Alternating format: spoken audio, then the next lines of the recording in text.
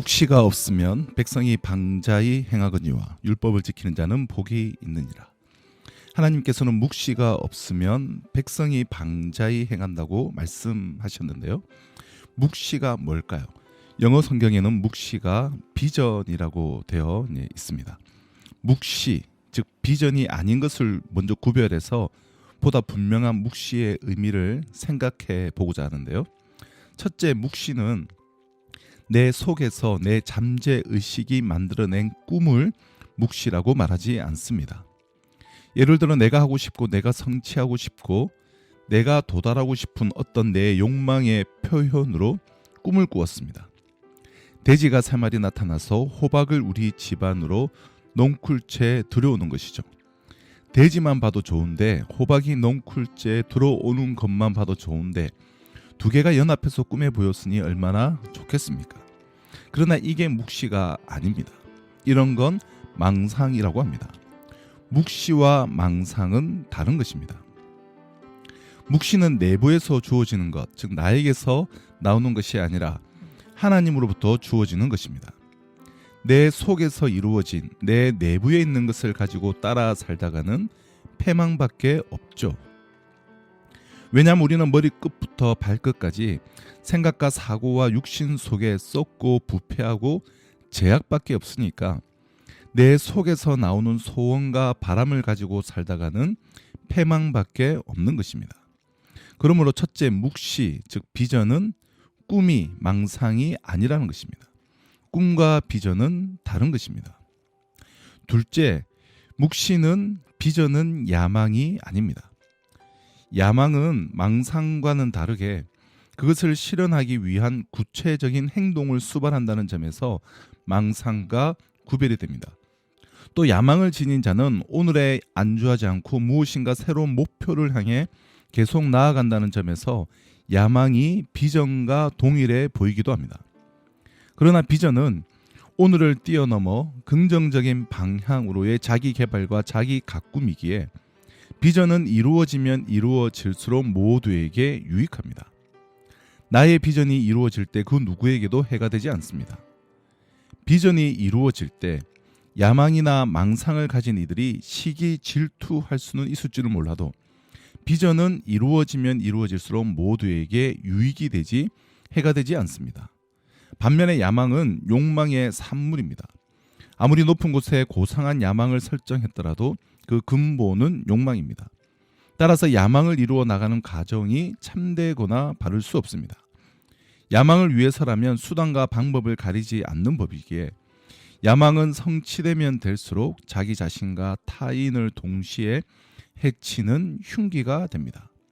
무슨 말입니까? 비전은 첫째 꿈이 아니고 또한 야망이 아니다라는 것입니다. 그럼 비전은 무엇인가? 비전은 인간이 만든 비전이 있고 하나님이 주신 비전이 있습니다. 묵시가 없으면 백성이 방자히 행하거니와에서의 묵시, 즉 비전은 하나님이 주신 비전을 말하는 것인데요. 인간이 만든 비전과 하나님이 주신 비전의 구별, 차이점과 하나님이 주시는 비전은 어떻게 생기는가에 대해서 우리는 깊이 생각하고 점검해야 하는데요. 묵시, 즉 비전은 내부에서 주어지는 게 아니라 하나님으로부터 주어지는 것입니다.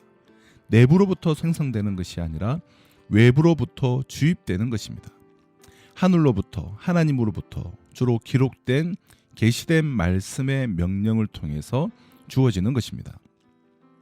이러한 이해 아래 방자히 행함에 대해서 생각해 보면 묵시가 없으면 백성이 방자히 행하거니와 방자히 행한다는 히브리어 파라는 신중함이나 자제력을 상실한 경고망동을 뜻합니다. 따라서 묵시가 없으면 백성이 방자히 행한다는 말은 비전이 없으면 인간은 경고망동한다는 의미입니다. 흔히 장래성 있어 보이는 사람을 일컬어 저 사람은 비전이 있어 라는 말을 우리가 하는데요. 그는 미래에 대한 통찰력으로 지금부터 미래의 자신을 스스로 일구어 가기에 그에게는 장래성이 있을 수밖에 없습니다. 비전이 없는 인간이 방자해지는 까닭이 여기에 있습니다. 비전이 없다는 것은 그의 시선이 목전에 당장에 머물러 있음을 의미합니다. 그런 이들은 눈에 보이는 대로, 기분 내키는 대로, 감정대로, 욕구대로 살아가게 마련입니다. 그 결과 그의 삶은 방자해지지 않을 도리가 없습니다. 비전이 없으면 목사든 교인이든 그 누구든 방자해집니다. 꿈을, 망상을, 야망을 쫓으면 패가 망신합니다. 더욱이 인간이 야망의 노예가 되면 자신은 물론이고 주변 사람들에게 백해무익한 흉기로 전락할 수 있습니다. 이런 관점에서 그리스도인들은 반드시 비전의 사람이 되어야 합니다. 그때에만 자신과 타인을 모두 살리는 바른 그리스도인이 될 수 있는 것이죠. 요즘 젊은 직장인들이 회사를 그만두는 가장 큰 이유이며, 그래서 회사를 그만두면서 이런 이야기를 많이 한다고 하는데요. 우리 회사에는 비전이 없어요. 비전이 없어서 떠난다라는 얘기를 많이 한다고 합니다. 비단 회사만이 아니죠. 개인은 물론이고 직장과 가정, 그리고 무엇보다도 교회 공동체는 꼭 비전이 있어야 합니다. 비전이 없으면 젊은이들은 떠나게 됩니다. 방자히 행하지 않기 위해서는 비전과 목표는 꼭 필요합니다. 우리 교회는 무엇을 이루고 싶은가? 그리고 우리 성도들은 무엇을 이룰 수 있으며 어떤 사명을 가지고 신앙생활을 해야 하는가를 표현하는 것이 비전과 목표입니다. 일반 직장을 봤을 때 직원들이 원하고 경영자도 원하는 게 뭐가 있을까요? 대표적인 게 자율성입니다. 직원들은 직원들대로 자유롭게 지시받고 간섭받고 평가받고 억지로 타율적으로 일하는 것이 아니라 자율성을 가지고 일하기를 원합니다. 경영자도 마찬가지입니다. 직원들이 자율성을 가지고 주인의식을 가지고 시키는 것만, 눈에 보이는 데서만 억지로 하는 것이 아니라 창의적으로 적극적으로 자발성을 가지고 일해주기를 원합니다. 그런데 이것이 동상이몽이 되지 않고 제대로 자율성을 구현하려면 꼭 필요한 게 목표, 비전 공유입니다. 비전이 잘 공유되어 있지 않고 분명한 목표가 없으면 지도자는 처음부터 끝까지 일일이 다 지시해야 하고 일일이 다 시켜야 하고 확인하고 감시해야 됩니다. 왜냐하면 사람들이 내가 무엇을 목표로 하는지를 모르고 또한 자세히 알려주지 않았기 때문에 그 조직이, 그 공동체가 어떤 성과를 내려면 일일이 하나하나 꼬치꼬치 알려져야 된다는 것입니다. 자율성을 주고 싶고 자율성을 가지고 일하고 싶다면 우리 조직에, 우리 공동체의 비전과 목표가 모두에게 분명해야 합니다. 가정과 교회도 마찬가지죠.